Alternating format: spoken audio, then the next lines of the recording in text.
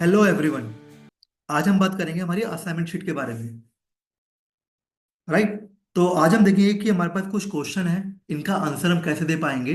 Right. तो एक बार मैं आपको बता दूं कि इस शीट के अंदर मेरे पास एक तरफ मास्टर डेटा है जिनमें कुछ डेटा है, ठीक है। इसके बाद में कुछ क्वेश्चन आंसर है जो यहाँ पे शीट पर दिए गए हैं।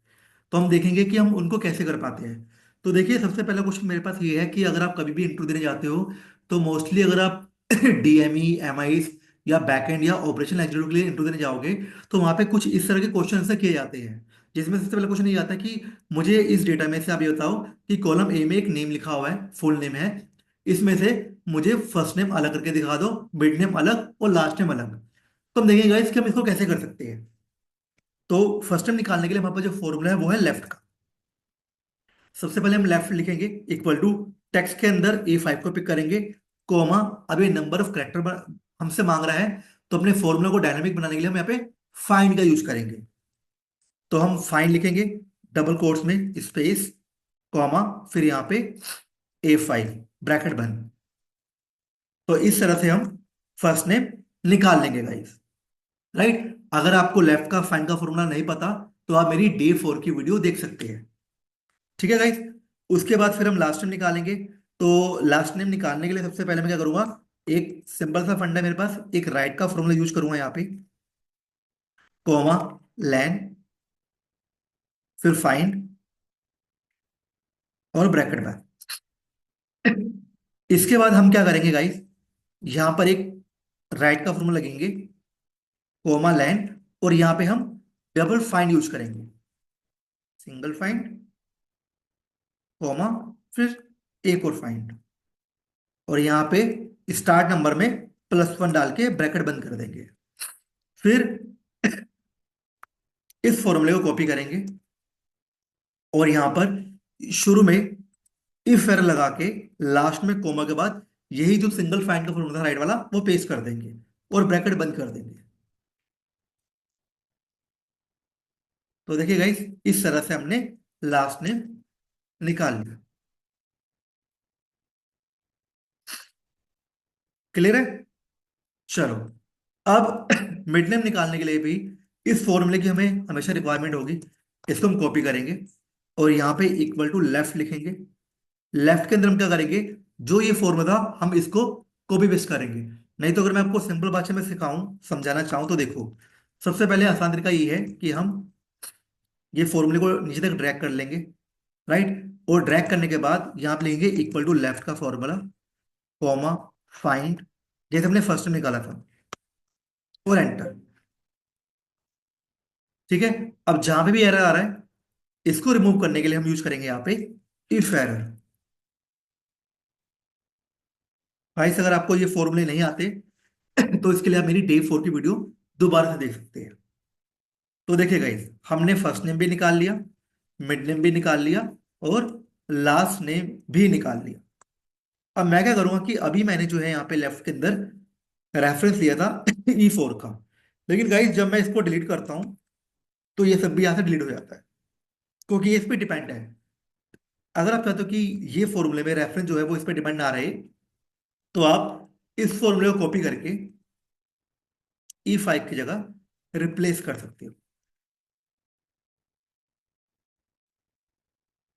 तो देखो गाइस, अब अगर मैं इसको डिलीट भी मार दूं तो कोई फर्क नहीं पड़ता, ये यहीं पर ही रहेगा। ठीक है। इसके बाद हमें क्या करना है गाइस, हमें स्पेस 1 निकालना है, स्पेस 2 निकालना है। तो हम यहाँ पे लगाएंगे इक्वल टू फाइंड का फॉर्मूला। तो देखिए, जो स्पेस 1 है मनोज कुमार के बीच में, वो 6 नंबर पे है। स्पेस 2 निकालने के लिए हम फाइंड को रिपीट करेंगे, यानी कि 2 बार फाइंड लगाएंगे, +1। +1 फिक्स होता है गाइस, याद रखना। ये देखिए, अब जहां पे एरर आ रहा है इसके लिए हम इसके आगे इफ एरर लगा देंगे।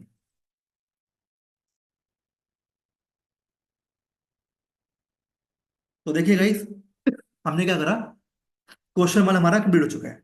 फिर क्वेश्चन नंबर 2 की बात करते हैं, स्पेस 1, स्पेस 2, स्पेस 3। तो ठीक है, फाइंड का यूज करेंगे, स्पेस 1, फिर डबल फाइंड को यूज करेंगे स्पेस 2 के लिए,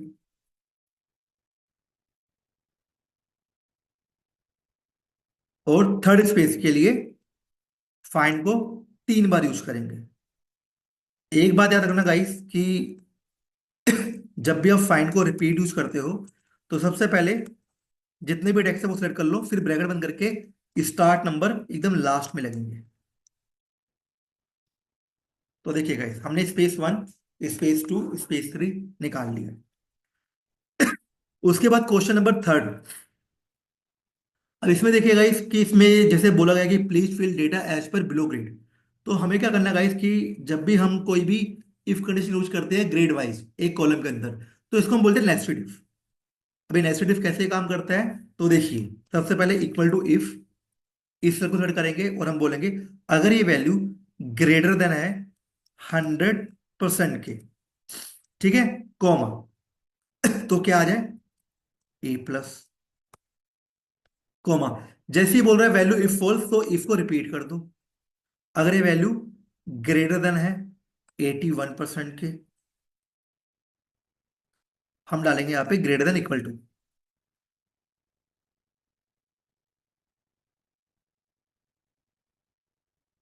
81% के, तो क्या आ जाए ए, कॉमा। इफ अगर ये सेल की value greater than equal to है 61% के, तो उसको हम लिख देंगे फर्स्ट, फिर से कॉमा। इफ अगर इसकी value greater than equal to है 41% की, तो यहाँ पे उन सबको पास कर दो, नहीं तो सबको फेल कर दो। राइट। अब जो पहले वैल्यू थी, तो गाइस क्वेश्चन नंबर 4 में हम देखेंगे कि यहाँ पे हमारे पास कुछ बोनस है। राइट। और इस बोनस के बेस पे जो है यहाँ पे हमें कुछ कंडीशन लगानी है। तो ये कैसे लगाएंगे हम उसके बारे में बात करते हैं। तो सबसे पहले हम इफ लगाएंगे और यहाँ पे बात करेंगे कि अगर ये वैल्यू ग्रेटर देन है 100% के, तो क्या वैल्यू आनी चाहिए 5000। राइट। नहीं तो अब देखो गाइस, यहाँ पे एक कंडीशन थी तो 5000 आ गया, लेकिन यहाँ पे दो कंडीशन है, यानी कि 91 से लेके 100 तक। तो इसमें हम क्या करेंगे, इसमें हमें करना यह है कि हम यहाँ पे इफ एंड का यूज करेंगे।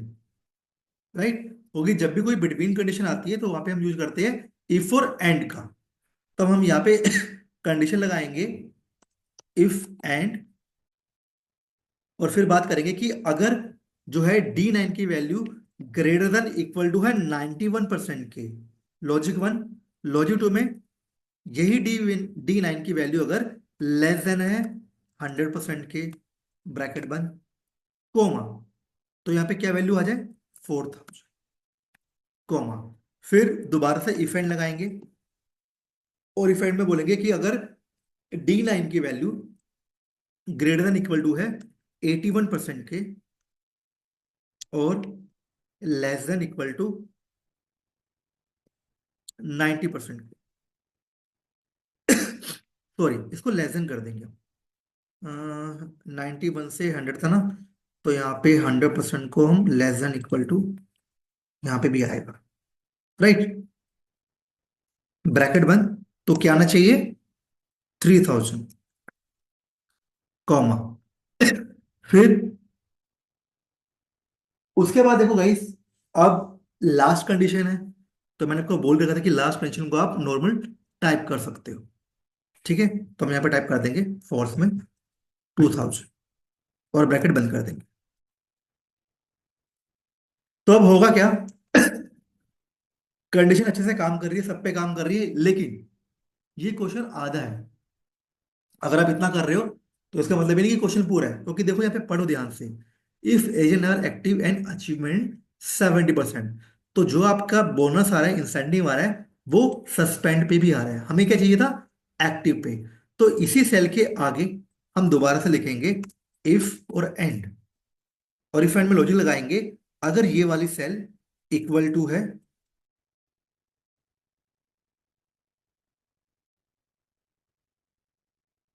एक्टिव के और ये वाली सेल ग्रेटर देन है 70% के, सॉरी, तब जाके फॉर्मूला काम करेगा, नहीं तो ब्लैंक आ जाएगा। तो देखिएगा,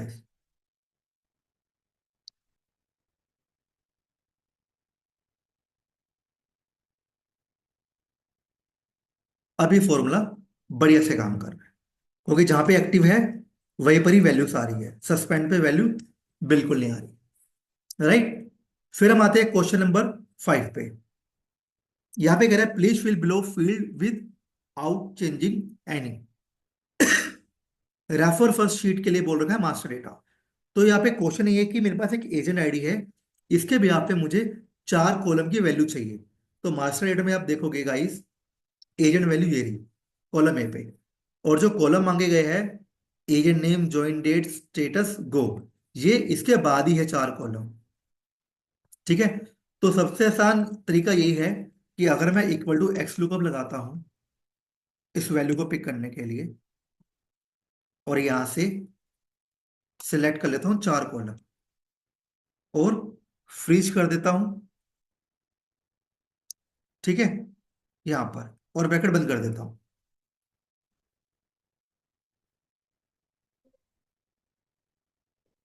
1 सेकेंड, इस वैल्यू को मैच करेंगे हम इससे, और ये 4 कॉलम की वैल्यू हमें चाहिए।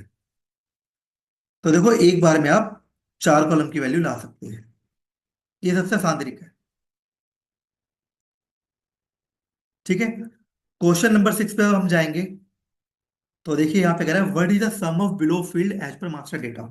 तो हम लिखेंगे यहाँ पे इक्वल टू सम इफ, मैंने आपको पहले ही बताया था गाइस, आप सम इफ की जगह सम इफ यूज करो तो ज्यादा बेटर है, और काउंट इफ की जगह काउंट इफ। तो सम इफ में सम की बात हो रही है, तो यहां पर आ जाओ, प्लान वाला कॉलम पूरा ले लो, फ्रीज कर दो। फिर अब ये बोला क्रिटेरिया रेंज 1 दो, तो हमें ब्रांच ग्रुप वाइज लेना था, तो ब्रांच ग्रुप को सिलेक्ट कर लो, फ्रीज कर दो। फिर यहां पर आके ब्रांच ग्रुप को सिलेक्ट कर लो। तो देखिए गाइस, ये डेटा हमें मिल गया। फिर सेल का जाएगी जो कि कॉलम 6 पर था, तो एक्चुअल सेल सेम ही थी। अगर आप चाहो तो इसको कॉपी करके या पेस्ट मार के, और जो पहला कॉलम था ना जे वाला, इसको के कर दोगे, तो भी जल्दी से आप इसको कर सकते हो। नहीं तो जैसे हमने प्लान निकाला था वैसे आप एक्चुअल सेल भी निकाल सकते हो। क्वेश्चन नंबर 7 पे आ जाओ। Sum the number of item which is equal to A. तो हमें सम इफ लिखना है, सम रेंज ये रही हमारे पास, कॉमा क्राइटेरिया रेंज में इसको सेलेक्ट करो, कॉमा डबल कोट्स में ए लिख दो। तो देखो आपको इसकी टोटल वैल्यू मिल जाएगी। क्वेश्चन नंबर 8 के अंदर जैसे हमें सम चाहिए था, उसी तरह से हमें काउंट चाहिए था, तो हम काउंट इफ लिखेंगे। क्राइटेरिया रेंज 1 में ये बोल रहा है कि एक पर होना चाहिए, और जो रेट है वो ग्रेटर देन 200 होना चाहिए। तो पहले हम इसकी बात करते हैं, डबल कोट्स में ए लिख दो, कॉमा क्राइटेरिया रेंज 2 में इसको पिक कर लो, और फिर डबल कोट्स में ये साइन एंड के साथ 200। तो देखो हमें यहाँ पे 2 वैल्यू मिल रही है। क्वेश्चन नंबर 9 पर हम आते हैं।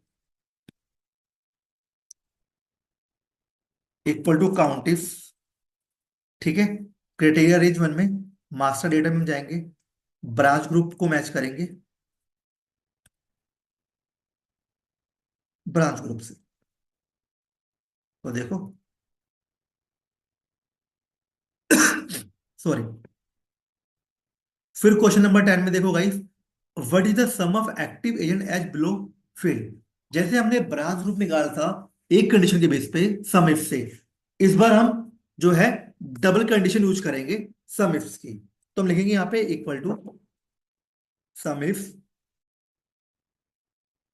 सम रेंज के अंदर हम क्या लेंगे, हमें प्लान चाहिए था, तो प्लान लेंगे, फ्रीज करेंगे, कॉमा ब्रांच ग्रुप वाइज निकालना था, तो पहले ब्रांच ग्रुप को ले लेंगे और उसको उससे मैच करेंगे, कोमा, फिर ये कह रहा है एक्टिव।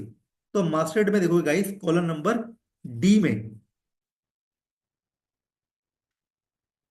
ये है स्टेटस का कॉलम, इसको पिक करेंगे, फ्रीज करेंगे, कॉमा, और यहां पर आकर इसी पे सेलेक्ट कर देंगे।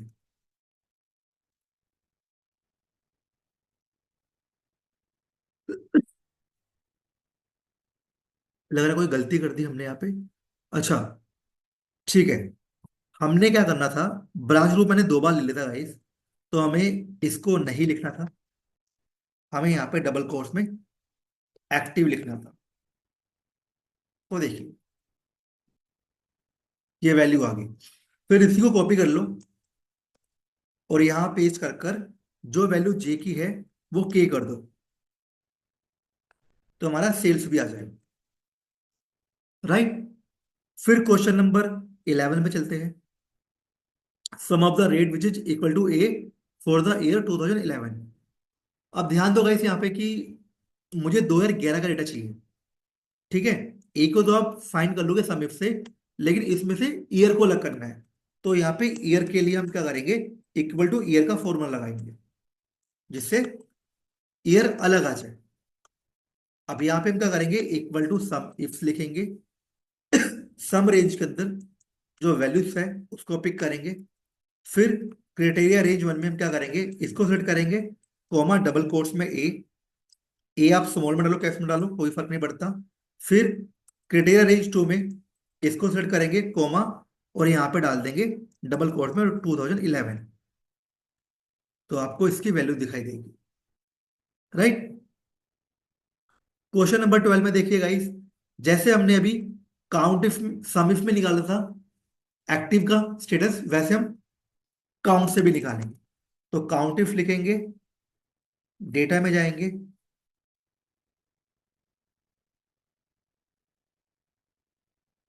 ब्रांच ग्रुप को सेलेक्ट करेंगे, फ्रीज,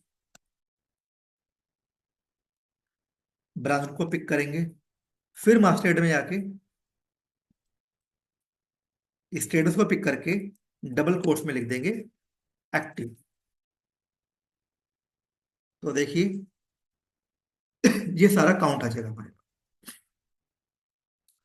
क्वेश्चन नंबर 13 पे चलते हैं गाइस। इक्वल टू, अभी यहाँ पे भी वही बात है गाइस, पहले हम ईयर निकालने के लिए इक्वल टू ईयर का फॉर्मूला लगाएंगे और उसको ड्रैग कर देंगे।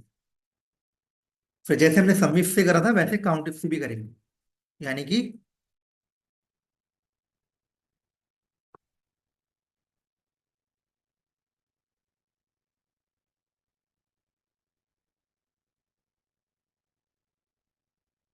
11। पहले काउंट से हमने क्या करा, ए को मैच करा, और दूसरे काउंट से 2011 का डेटा मैच करा हमने।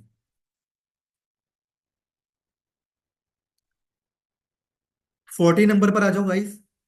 40 नंबर पे कह रहा है कि count the 2 digit number of from the given data. अब देखो गाइस यहाँ पे ना बहुत सारा डेटा है मेरे पास, तो हो सकता है क्वेश्चन थोड़ा अजीब लगे आपको।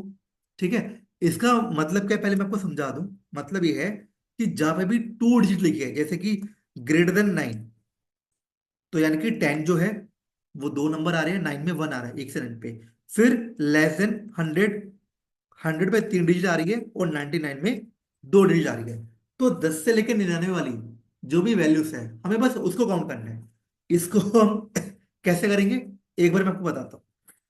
तो हम क्या करने वाले गाइस, ध्यान दो यहाँ पे, equal to count if, criteria range में पूरा का पूरा डेटा सेलेक्ट करेंगे, कॉमा, अब यहाँ पे लिखेंगे हम अगर ये डेटा ग्रेटर देन है एंड के साथ 9, 9 से ज्यादा, कॉमा, अब क्राइटेरिया रेंज 2 के अंदर फिर से पूरा डेटा सेलेक्ट करेंगे, कॉमा, और यहाँ पे लिखेंगे लेस देन है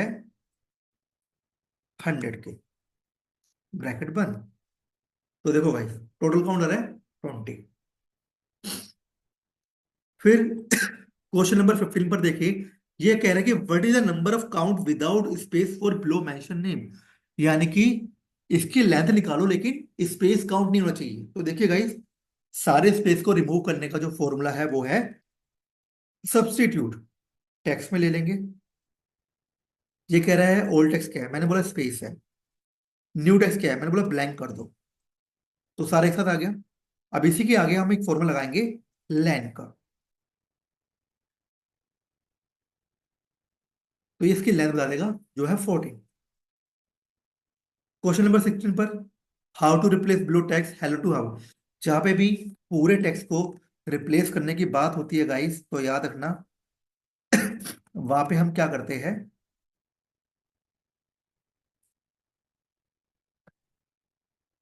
वहां पे हम गाइस सब्स्टिट्यूट यूज करेंगे बजाय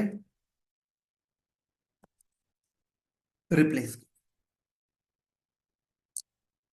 70 नंबर पर आ जाओ। What is the male candidate percentage. तो हमें परसेंटेज निकालनी है गाइस, ये नंबर्स नहीं है जो आप एवरेज लगाओ। तो यहाँ पे हमें एक फॉर्मूला बनाना पड़ेगा, राइट। तो फॉर्मूला कैसे बनेगा, अब वो देख लो एक बार। हम सबसे पहले यहाँ पे लिखेंगे इक्वल टू काउंट इफ। इस पूरे डेटा को सेलेक्ट करो, कॉमा और मेल निकाल लो, राइट। फिर डिवाइड बाय कर दो काउंट, और काउंटा में सारी सेल ले लो, ब्रैकेट बंद। तो यहाँ पे आ जाएगा हमारा। इसने काम क्यों नहीं करा, चलो।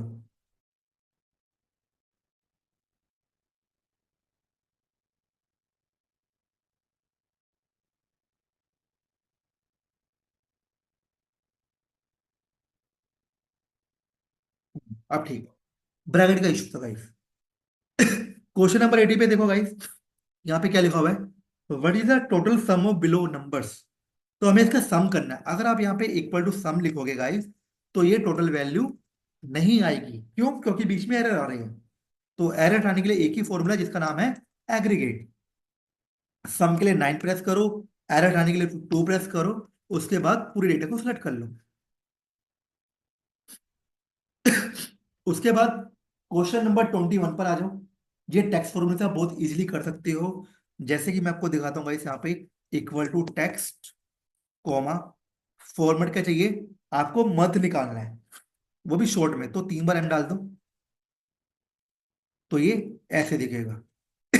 ईयर चाहिए, तो टेक्स्ट के अंदर ही वाई डाल दो 4 बार, तो ये ऐसे दिखेगा। डेट का नया फॉर्मेट चाहिए, ठीक है, टेक्स्ट में डालो, डबल कोट्स में 2 बार डी डी, एम एम 3 बार, और वाई वाई 2 बार, तो ये ऐसे दिखेगा। अब इसको कर दो ड्रैग, तो देखिएगा ये। इस तरह से हमने इसको कर लिया। फिर क्वेश्चन नंबर 21 पर आ जाओ। 21 के अंदर फिर हम क्या करेंगे गाइस, इक्वल टू टेक्स्ट, अब डबल कोट्स में 2 बार डी डी,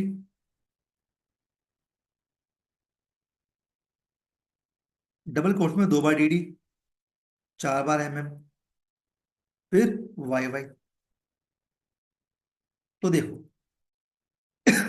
फिर टेक्स्ट में 2 बार डी डी माइनस 2 बार एम एम,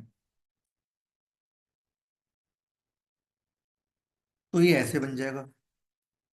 फिर दोबारा से text formula, 4 bar M M,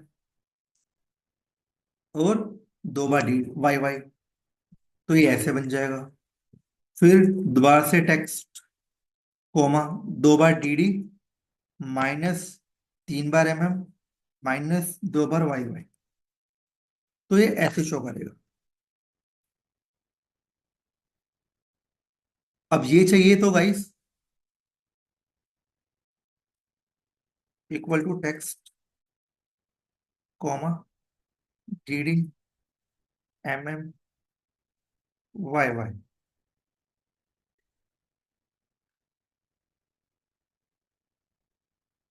equal to text, comma, 4 बार डी डी, फिर कॉमा, फिर 4 बार एम एम,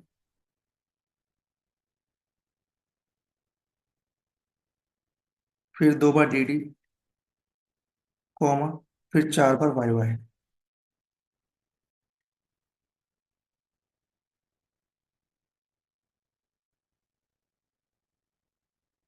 ये देखिए, राइट। फिर क्वेश्चन नंबर 24 पर आते हैं गाइस। यहाँ पे भी हमें काउंट इफ यूज करना पड़ेगा, क्यों? क्योंकि एवरेज निकालनी है और ये टेक्स्ट है। तो कॉलम नंबर डी आप फ्रीज कर लोगे और डी के बेस पर आप इसको सिलेक्ट कर लोगे। राइट, अब इसके आगे डिवाइड में हम लिखेंगे काउंटर, और काउंटर में इसी का जो है कॉलम डी हम सिलेक्ट कर लेंगे।